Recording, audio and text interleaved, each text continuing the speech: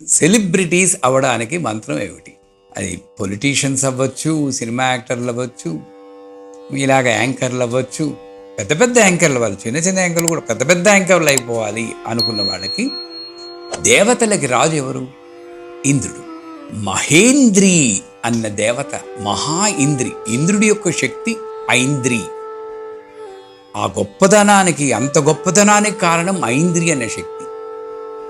ఆవిడే శక్తి అంటే మహేంద్రి, మహా ఇంద్రి అన్నటువంటి ఒక దేవత అష్టమాతృకల్లో ఒక దేవత.